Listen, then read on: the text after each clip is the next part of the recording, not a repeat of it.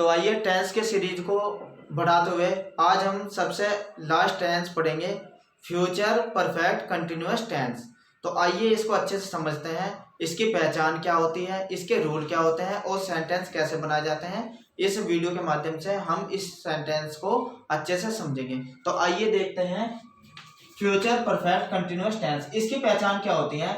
इस प्रकार की वाक्यों के क्रियाओं के अंत में रहेगा, रहा होगा, रहता होगा आदि शब्द दिए रहते हैं, प्लस इसके साथ भविष्य में कार्य जारी रहते रहने की समय सीमा भी दी जाती है। कहने का मतलब है कि इसमें समय भी दिया रहता है, जैसे कि हम कल इस समय 2 दिन तक खेलते रहेंगे।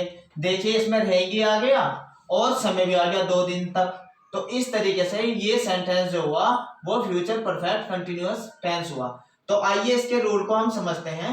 सबसे पहले हमें क्या लिखते हैं? सब्जेक्ट। इसके बाद जो इसमें हेल्पिंग वर्ब आती है विल हैव बीन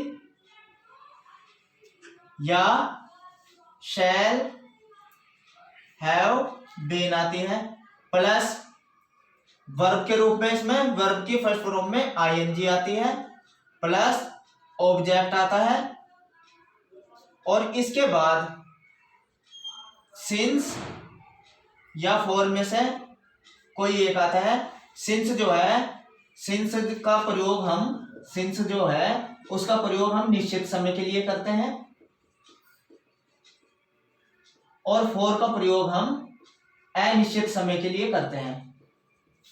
अनिश्चित समय, निश्चित समय का मतलब हो गया जैसे 2 बजे से या रविवार से या सुबह से, तो ऐसी जगह हम सिंस का प्रयोग करते हैं। लेकिन जो अनिश्चित समय होता है जैसे 2 घंटे से या 2 सप्ताह से या कल से, वो अनिश्चित समय होता है जिसमें हमें समय का ज्ञान नहीं पता चलता सही तरीके से, तो वो होता है अनिश्चित समय। वहां करेंगे हम फॉर का इस्तेमाल। तो आइए इस वाक्य को हम इस रूल के द्वारा बना देंगे। आइए बनाते हैं। तो सबसे पहले क्या आता है? सब्जेक्ट। इसमें सब्जेक्ट क्या है? हम। तो ये क्या बनेगा? वी। और अब विल हैव बीन या शैल हैव बीन में से कोई एक आएगा। आई और वी अगर आपके सब्जेक्ट है तो शैल हैव बीन का इस्तेमाल करेंगे। अन्य कोई भी है सब्जेक्ट के रूप में तो विल हैव बीन का इस्तेमाल करेंगे। तो हमारा सब्जेक्ट है वी, तो वी के साथ क्या आता है?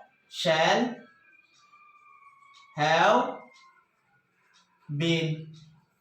प्लस अब क्या करेंगे? इसमें वर्ब के फर्स्ट फॉर्म में आईएनजी लगाएंगे। तो वर्ब क्या है यहाँ? खेलते, तो प्लेइंग।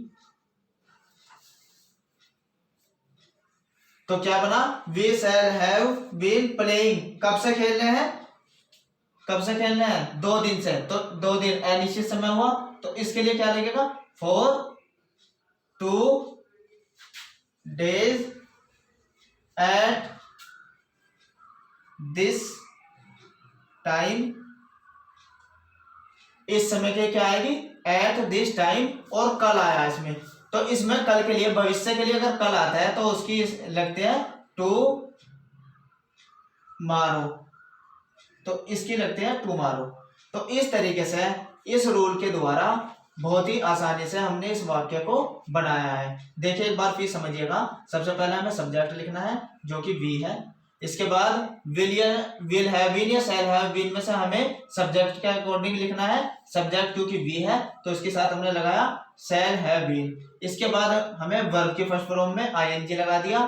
फिर ऑब्जेक्ट नहीं था इसमें तो हमने क्या लगा? ऑब्जेक्ट नहीं है तो ऑब्जेक्ट नहीं लगाया। इसके बाद सिंस या फॉर में से हमें एक ही इस्तेमाल करना था तो हमने क्या इस्तेमाल करा? फॉर। इसके बाद हम क्या लिखते हैं? टाइम भी लिखते हैं, प्लस टाइम। तो टाइम क्या था? 2 दिन से, 2 days इस समय, एट दिस टाइम। और कल के लिए क्या है? टुमारो। तो इस तरीके से ये वाक्य हमने बहुत आसानी से बना लिया। अब इसका नेगेटिव का रोल देखते हैं। रोल तो सेम यही रहता है, सेम ऊपर का, बस इसमें नेगेटिव में नहीं आया है। तो हम क्या करेंगे? रोल देखेंगे इसका, यही सेम सब्जेक्ट। इसके बाद क्या आना है? विल। इनके बीच में नोट आता है, विल या शैल में से एक लगाते हैं और इसके बाद फिर नोट आता है और प्लस हैव बीन,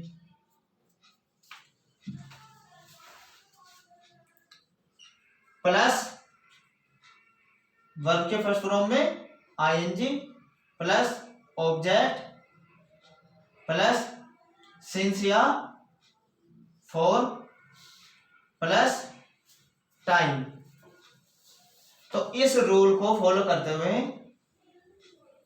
हम ऊपर वाला वाक्य बनाएंगे।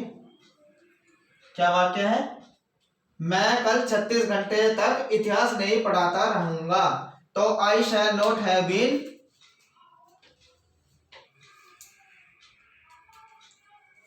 पढ़ाता नहीं, पढ़ता। तो इसमें बनाएंगे आई, इसके बाद क्या लगाएंगे इसके साथ? Shall not have been. देखिए पहले सब्जेक्ट लगा दिया आई, इसके बाद हमने इसमें शैल लगाया, इसके बाद नॉट, फिर हैव बीन। पढ़ता पे होते हैं स्टडिंग, STAY स्टडिंग, आईएनजी लग जाएगा ना इसमें, वर्ब के फर्स्ट फॉर्म में आईएनजी। क्या पढ़ते रहेंगे? हिस्ट्री।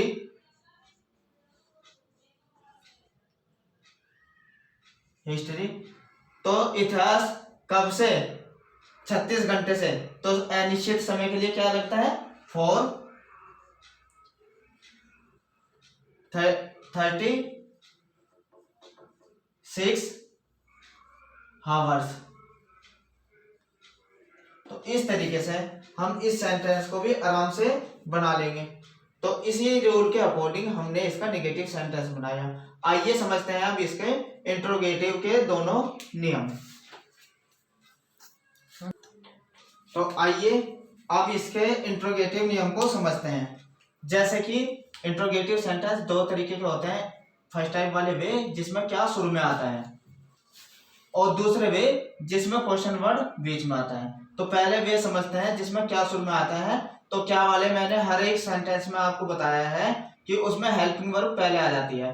तो फ्यूचर परफेक्ट कंटिन्यूअस में हम हेल्पिंग वर्ब क्या लगा रहे हैं? विल या शैल, ये तो शुरू में आ जाएगा। विल या शैल का इस्तेमाल हम शुरू में करेंगे। और इसके बाद क्या आएगा? सब्जेक्ट प्लस, अगर नोट है तो सेंटेंस में यहां लगेगा नोट, सब्जेक्ट के बाद। नहीं है तो नहीं लगा देंगे। तो इसके बाद क्या लगेगा? हैव बीन प्लस वर्ब के फर्स्ट फॉर्म में ING plus object plus since या फॉर में से कोई एक, और प्लस टाइम और क्वेश्चन वर्ड। तो इस रूल को फॉलो करते हुए आइए हम ऊपर वाला सेंटेंस बनाएंगे। तो क्योंकि क्या आया है और सब्जेक्ट क्या है? तुम के लिए हम विल का इस्तेमाल करते हैं। तो आइए देखते हैं। विल, इसके बाद सब्जेक्ट क्या आएगा?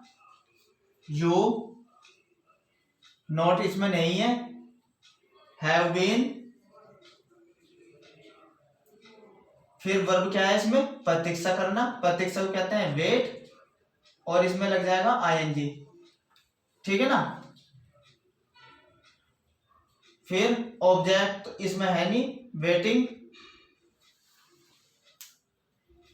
Will you have been waiting, किसकी प्रतीक्षा कर रहे हैं हम? सन्नी। फॉर, कब से कर रहे हैं? 5 घंटे तक, 5 आवर्स, और क्वेश्चन मार्क। तो इसी रूल के द्वारा हमने इस सेंटेंस को बना लिया। देखिए एक बार, पहले विल या शैल में से कोई एक आना था तो विल आया, फिर सब्जेक्ट के रूप में यू आया, फिर नोट इसमें नहीं था, फिर हैव बीन का इस्तेमाल किया। इसके बाद वर्ब के फर्स्ट फॉर्म में आईएनजी आ गई, फिर ऑब्जेक्ट इसमें सन्नी आ गया, फिर सिंस या फॉर में से फॉर आया क्योंकि अनिश्चित समय था, फिर टाइम क्या था? 5 आवर्स। तो बिल्कुल इस रूल से ही हमने इस सेंटेंस को आसानी से बनाया। अब ये देखते हैं, ये लड़कियां इतने अधिक समय तक क्यों गाती रहेगी। तो अगर ये क्वेश्चन वर्ड आ जाए वाक्य के अंदर तो इस रूल सेम ऊपर वाला ही रहता है, बस इससे पहले क्वेश्चन वर्ड लग जाता है। तो यही सेम रूल में सबसे पहले क्या लग जाएगा? क्वेश्चन वर्ड, फिर सेम ऊपर का रूल विल या शैल फिर प्लस सब्जेक्ट प्लस इसके बाद नोट अगर वो तो लगा देंगे, plus have been plus verb के फर्स्ट फॉर्म में ING plus object plus since या फॉर और इसके बाद क्या लग जाता है टाइम और क्वेश्चन वर्ड। तो इस रूल को अच्छे से लर्न करके तो ये सेंटेंस बनाएंगे। तो क्वेश्चन वर्ड क्या आया इसमें, क्यों। तो सबसे पहले लगेगी वाई।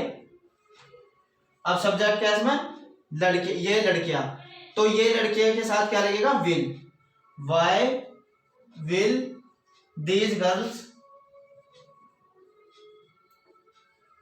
क्या कर रही है लड़कियां, गा रही है, सिंगिंग,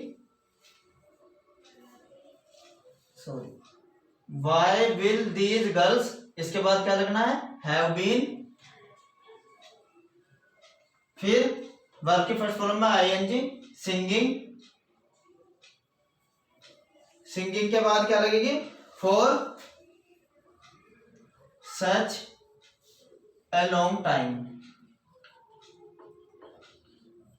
क्योंकि कब से गा रही है ये, इतने अधिक समय तक, इतने अधिक समय तक। तो ये भी कोई निश्चित समय नहीं था इसलिए फॉर लगाया और इसकी क्या बनती है सच ए लॉन्ग टाइम और क्वेश्चन वर्ड। तो इस तरीके से आपने फ्यूचर परफेक्ट कंटिन्यूअस के असर्टिव नेगेटिव इंट्रोगेटिव के दोनों रूल को अच्छे से समझा और इस जाके इनके वाक्यों की आप इनके रूल के द्वारा प्रैक्टिस अच्छे से कर सकते हैं।